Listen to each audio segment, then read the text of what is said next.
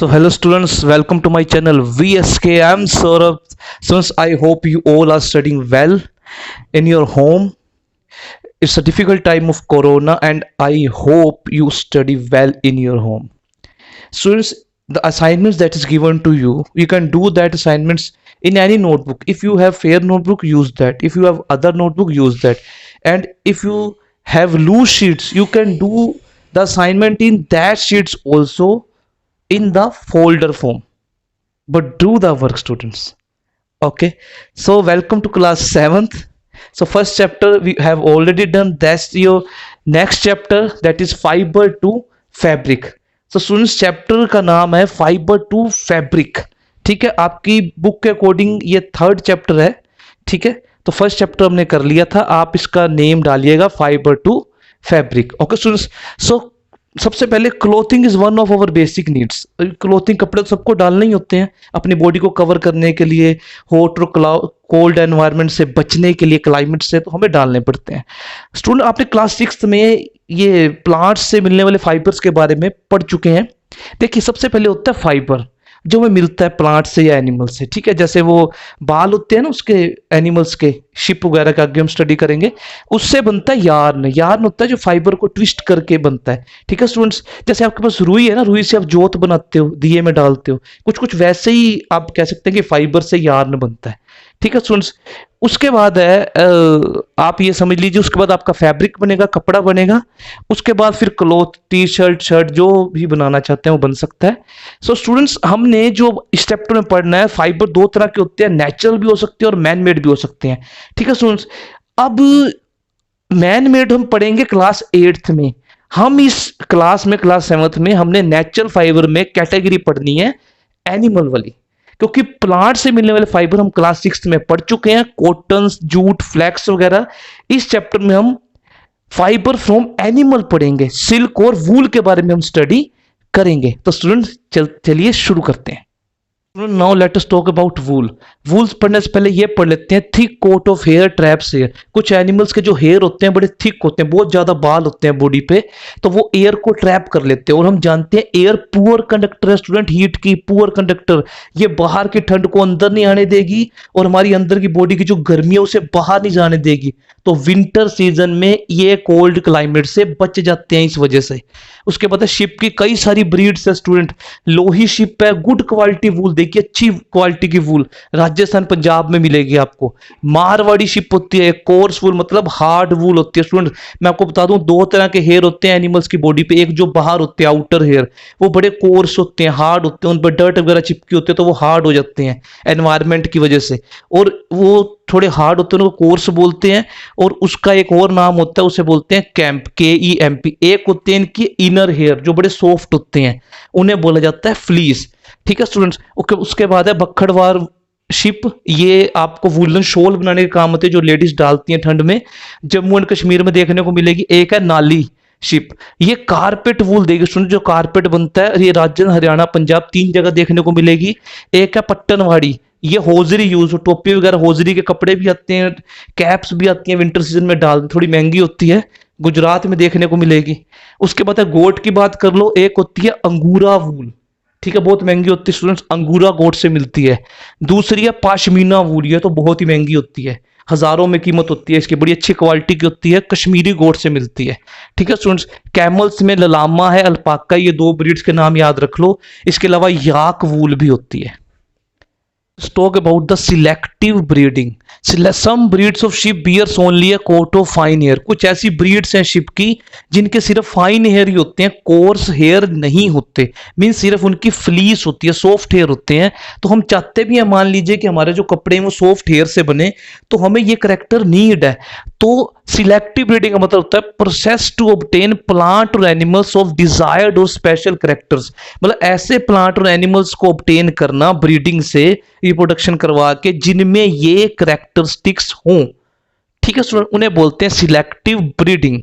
अब शिप खाती क्या क्या है? शिप लीव्स खा सकती है, हर्बीवोरस है ना, कॉर्न प्लांट प्रोडक्ट खाएगी, जो आप mixture of oil cakes and pulses, pulses दालों को बोलते हैं।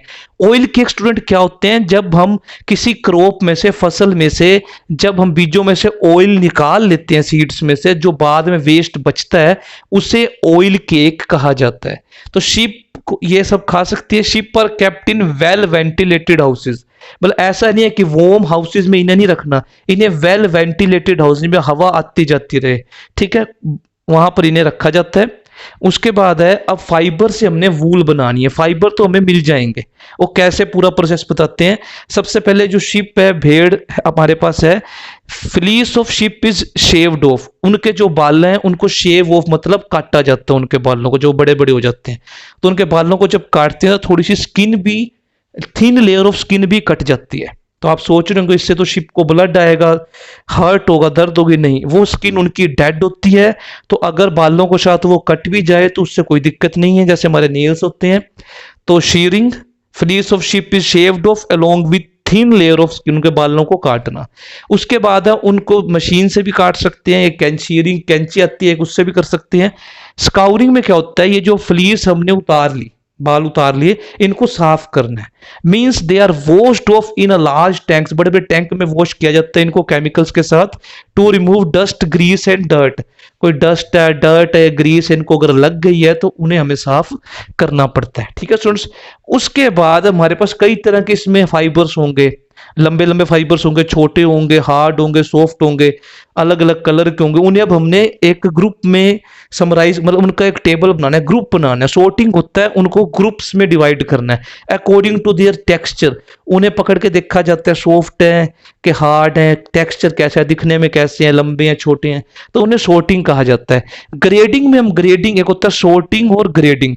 ग्रेडिंग में हम क्या करते हैं स्टूडेंट, देखा जाता है लेंथ, कलर और टेक्सचर के हिसाब से हम उनके ग्रुप्स बना लेते हैं, वूल के ग्रुप्स बना लेते हैं, उनको अलग अलग कर देते हैं। इन्हें बोला जाता है ग्रेडिंग करना, ठीक है दोस्त। अब अगला टॉपिक पढ़ते हैं। Let us talk about the quality of wool. So quality of wool depends on various factor like we have length, durability and elasticity, absorption of moisture etcetera. सबसे पहले लेंथ की बात कर लेते हैं स्टूडेंट्स। जो क्वालिटी वूल की अगर आप अच्छी चाहते हैं, वो वाली अच्छी होती है वूल जो जिसके फाइबर्स लंबे होते हैं, मतलब लेंथ ज्यादा होती है। दूसरा ड्यूरेबिलिटी, आप सेवरल टाइम्स इसे यूज कर लेंगे, पहन लेंगे, तब भी इसकी अपीयरेंस में फर्क नहीं पड़ता, ये वैसे ही रहता है कपड़ा, इसका मतलब ड्यूरेबल है। इलास्टिसिटी मतलब अगर आप इसको 20,000 टाइम भी करते हैं, अगर आप इसे बैंड बैक कर लेंगे तो भी इस पर कोई असर नहीं पड़ता। Absorption of moisture, good quality wool जो होती है वो ज्यादा मॉइस्चर एब्जॉर्ब करती है, जिससे कि बॉडी में हीट जनरेट होती है और विंटर सीजन में हमें हेल्प मिलती है। उसके बाद है इंसुलेटिंग नेचर। इंसुलेटिंग नेचर मैंने आपको बताया, ये एयर को ट्रैप कर लेंगे। जिस एयर पुअर कंडक्टर है हीट की, तो हमारी बॉडी की हीट बॉडी से बाहर नहीं जाएगी और बाहर की जो ठंड है वो बॉडी के अंदर नहीं आएंगी, जो कोल्ड एयर है, ठीक है, तो हमें फायदा रहता है विंटर सीजन में। उसके बाद है स्टूडेंट्स फायर रेजिस्टेंस। ये गुड क्वालिटी वूल इतनी जल्दी से फायर को कैच नहीं करती, ये इसका बेनिफिट है। उसके बाद है क्रिम्प होता है, अभी बैंड्स बैक कर लो आप, तो गुड क्वालिटी वूल बैंड हो जाती है आसानी से, बैंड बैक आप कर सकते हो, उसमें इतना ज्यादा फर्क नहीं पड़ता। अब नेचुरल वूल जो मिलती है वो कलरफुल नहीं होती, वो क्रीमी व्हाइट कलर होगा, ब्लैक या ब्राउन, 3 कलर में मिलेगी हमें बेसिकली। तो अगर हम चाहते हैं, अब कपड़े तो अलग अलग कलर के आते हैं, सो हमें अपने अकॉर्डिंग हमें अलग अलग कलर में डाई कर सकते हैं स्टूडेंट्स, ठीक है, कलर हम इन्हें दे सकते हैं। अब इसके बाद जो मान लो जो फाइबर्स, ये कलर से पहले मैं बात कर लूं, जो फाइबर्स हमें मिलते हैं ना, सो दे आर फ्लफी। जो फ्लफी फाइबर्स होते हैं ना बहुत ज्यादा, सॉर्टिंग ग्रेडिंग करने के बाद, तो जो बहुत ज्यादा सॉफ्ट होते हैं हम दोबारा स्काउरिंग करते हैं, दोबारा साफ करते हैं, फिर से हम उन्हें फाइबर्स की बढ़िया वाली फॉर्म देते हैं, ठीक है, उन्हें बोलते हैं बर्स, BURRS। बुर आप बोलते हो ना, तो ये इंपॉर्टेंट है, BURRS, फ्लफी फाइबर्स को बोला जाता है। उसके बाद शिप में ये होते हैं। उसके बाद जो फाइबर्स हैं उन्हें स्ट्रेटन किया जाएगा, क्योंकि घुरालेस होते हैं, सीधा किया जाएगा उन्हें, कोम्ब से कोम्ब किया जाएगा, यार्ड में चेंज किया जाएगा उन्हें। जो लॉन्गर फाइबर्स होंगे उनको तो वूल बना देंगे, मतलब स्वेटर बना के नीटिंग से, और जो शॉर्टर होंगे उनकी वीविंग की जाती है। लॉन्गर की नीटिंग, शॉर्टर की वीविंग, वीविंग करके वूलन फैब्रिक बनाया जाता है। और ये आप क्लास 6 में वीविंग और नीटिंग आप पहले ही पढ़ चुके हैं, ठीक है, ठीक है स्टूडेंट्स। अब हम थोड़ा सा स्टडी करेंगे सिल्क के बारे में, सिर्फ उसकी introduction. Student, there is an interesting fact about the wool the sheep. एक बात हम सोचते हैं कि शिप के जो हेयर्स हैं किस सीजन में कट किए जाएं। देखिए, जो शीयरिंग की जाती है, हेयर्स को कट किया जाता है, वो समर सीजन में किया जाता है, ताकि विंटर आते आते उनके हेयर्स दोबारा से आ जाएं और वो हेयर्स उनको विंटर क्लाइमेट में ठंड से बचा लें। तो उनकी शीयरिंग की जाती है समर सीजन में, आपको ध्यान रखना है। उसके बाद सिल्क के बारे में एक इंट्रोडक्शन दे रहे हैं सिर्फ आपको। ये जैसे मलबरी लीव्स होते हैं, जिन्हें कहा जाता है कि शहतूत के, आई थिंक, पत्ते कहा जाता है इन्हें। तो इन पे पहले फीमेल जो सिल्क मोथ होती है वो एग्स देती है मलबरी लीव्स पे। उसके बाद उन एग्स में से कैटरपिलर हैच होता है, एक कीड़ा सा होता है, बाहर निकलता है, सिल्क वोम बोलते हैं इसे। उसके बाद वो अब पत्तों को खाता है, फीड करता है, थोड़ा बड़ा होता है, अपने साइज को बढ़ाता है, काफी डेर लग जाते हैं इसमें।